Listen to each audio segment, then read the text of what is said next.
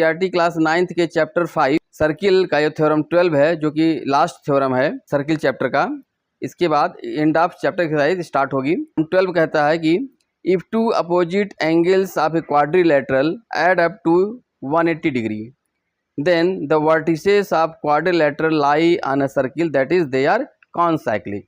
ठीक है, इसका जस्ट अपोजिट आपने थ्योरम 11 में पढ़ा है और उसको प्रूव भी किया है कि इफ अपोजिट एंगल्स का सम किसी क्वाड्रिलेटरल का अगर वो 180 किसी कॉन्साइक्लिक क्वाड्रिलेटरल अगर कोई है तो उसका अपोजिट एंगल्स का सम 180 डिग्री होता है। ये थ्योरम 11 में है। इसका जस्ट अपोजिट यहाँ पर कह रहा है कि अगर 180 डिग्री है अपोजिट एंगल्स का सम तो क्वाड्रिलेटरल कॉन्साइक्लिक हो जाएगा। एक सर्किल के अंदर हम क्वाड्रिलेटरल को हम प्रूफ करेंगे कि वो कॉन्साइक्लिक है अगर ये कंडीशन मीट है। ये एक सर्किल है जिसका सेंटर O है, इसमें हम एक क्वाड्रिलेटरल लेते हैं और सर्किल में क्वाड्रिलेटरल हमको बनाना है। वो क्या है? क्वाड्रिलेटरल ABCD है। ABCD is a quadrilateral. ठीक है, इस तरह से है, मतलब ये हो गया हमारा A B C और D है। ये क्वाड्रिलेटरल अगर इसके opposite angles if two opposite angles of a quadrilateral add up to 180 degree, मतलब इन दोनों एंगल्स का सम 180 डिग्री है, तो we have to prove that this quadrilateral is concyclic. मतलब ABCD ये चारों पॉइंट एक सर्किल के सरकमफरेंस में लाई करेंगे। तो हमको तो ये थ्योरम 3 से आपने पढ़ा होगा कि from passing through 3 points 3 non collinear points we can draw a unique circle. तो हम ले लेते हैं सपोज करके कि ABD 3 पॉइंट है, उनसे पास करता हुआ एक सर्किल हमने ड्रा कर लिया। अब आती ही बारी 4th पॉइंट की, तो हम मान लेते हैं कि कॉन्साइक्लिक नहीं है। हम मान लेते हैं कि ये कॉन्साइक्लिक नहीं है, जो कि प्रूफ करना है। हम मान लेते हैं कि कॉन्साइक्लिक नहीं है, तो C पॉइंट या तो सर्किल के बाहर रहेगा या तो सर्किल के अंदर रहेगा। तो हम यहाँ पर सर्किल के बाहर हम मान लेते हैं कि वो जो C पॉइंट है यहाँ कहीं है, ये हमारा C पॉइंट है। हम मान लेते हैं कि कॉन्साइक्लिक नहीं है, तो नहीं है तो या तो अंदर होगा तो बाहर, तो मान लेते हैं कि क्या है, C पॉइंट बाहर है। तो है तो क्वाड्रिलेटरल ना, है तो क्वाड्रिलेटरल, तो यहाँ से D से और C को मिला देंगे। हम D से C को मिलाएंगे और B से भी मिला देंगे C को। ठीक है, तो जब ये हमको ये पता है कि C पॉइंट सर्किल के बाहर है, तो ये जो लाइन है आपकी DC लाइन, वो सर्किल पर कहीं ना कहीं तो कट करेगी ही करेगी। तो वो मान लेते हैं पॉइंट क्या, E हो गया यहाँ पर। ठीक है, अब जब ये है और उसके साथ में गिवन क्या है गिवन क्या है इसमें? गिवन है, कह रखा है the if two opposite angles of a quadrilateral add up to 180 degree. तो क्या गिवन है? ये है अपोजिट एंगल्स हमारे क्या है, ये है, ये अपोजिट एंगल्स दिया ना, क्योंकि ABCD दे रखा है कि क्वाड्रिलेटरल है। ठीक है, तो angle DAB plus angle DCB equal to 180 degree, ये गिवन है यहाँ पर। ठीक है, तो अब हम मान लेते हैं कि ये C पॉइंट कॉन्साइक्लिक नहीं है, तो ये बाहर है, तो E से B को मिला दीजिए अब, क्योंकि इस E पॉइंट तो अब हम मान चुके हैं ना कि ये सर्किल में लाई कर रहा है, सर्किल के सरकमफरेंस में। तो उस हिसाब से तो ABED, तो ये तो कॉन्साइक्लिक तो है ही है। तो जब ये कॉन्साइक्लिक है तो कॉन्साइक्लिक की जो प्रॉपर्टी होती है वो यहाँ पर फुलफिल करेगी। हाँ, तो यहाँ लिखेंगे let C point lies outside of the circle.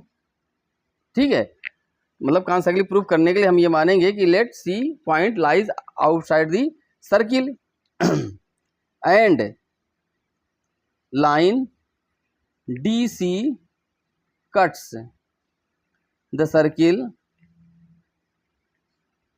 at the point E। देखिए, इसमें स्टेटमेंट लिखना ही पड़ेगा। तो इससे क्या प्रूफ हुआ? इससे ये प्रूफ हुआ कि हैंस ABED, ठीक है, ABED आर कॉन्साइक्लिक होगा, यानी कि कॉन्साइक्लिक क्वाड्रिलेटरल हो गया यहाँ पर। तो उससे जब ये कॉन्साइक्लिक प्रॉपर्टी यहाँ यूज करेंगे हम बाय यूजिंग कॉनसाइक्लिक प्रॉपर्टी। अब यहाँ लिखेंगे आप by using कॉनसाइक्लिक property.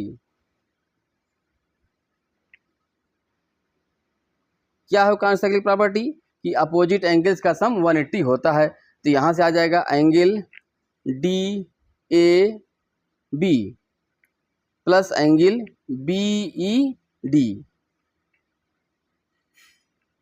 Must be equal to 180 degree हो गया। यहाँ पर इक्वेशन नंबर 2 हो गया, ये इक्वेशन नंबर 1 है। देखिए यहाँ पर ये गिवन है थ्योरम में कि वो एड अप पहले से 180 है।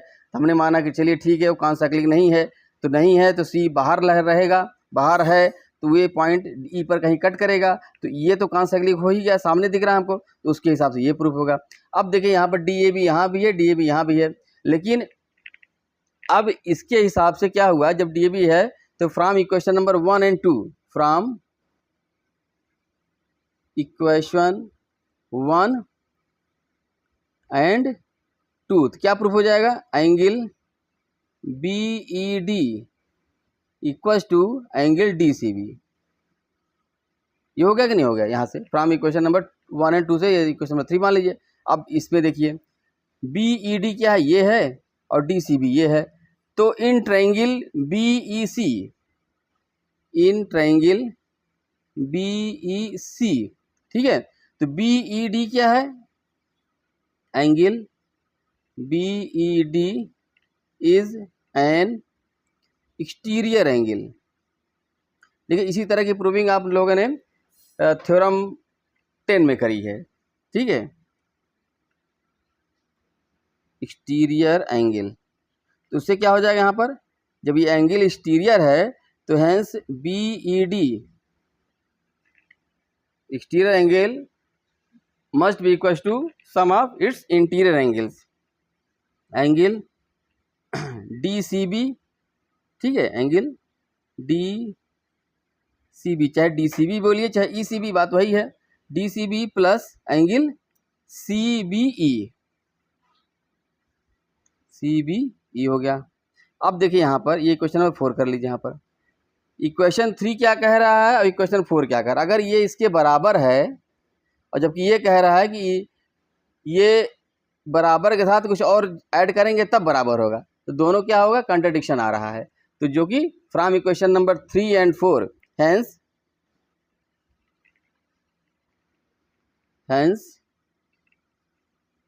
Equation 3 and 4 both are not possible, मतलब बोथ दोनों एक साथ हो ये पॉसिबल नहीं है।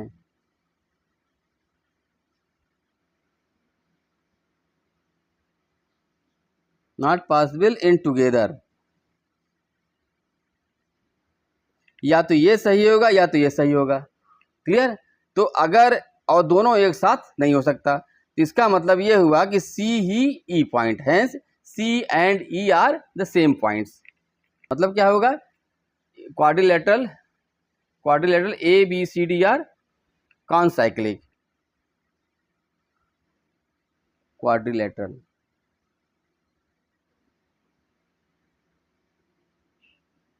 ठीक है। तो यहाँ पर ये प्रूफ हो गया। आपका थ्योरम 1 से लेकर के थ्योरम 13 तक पूरा कंप्लीट सॉल्यूशन हमने दे दिया है थ्योरम का, प्रूविंग, और साथ साथ एक्सरसाइज 5.1 से लेकर के 5.6 तक एक एक क्वेश्चन को सॉल्व किया है। प्लेलिस्ट है उसमें, आप जाकर देख सकते हैं एक एक क्वेश्चन को, ठीक है। इसलिए हमने अलग से प्लेलिस्ट ही बनाई है मैथमेटिक्स की, क्लास 9th की।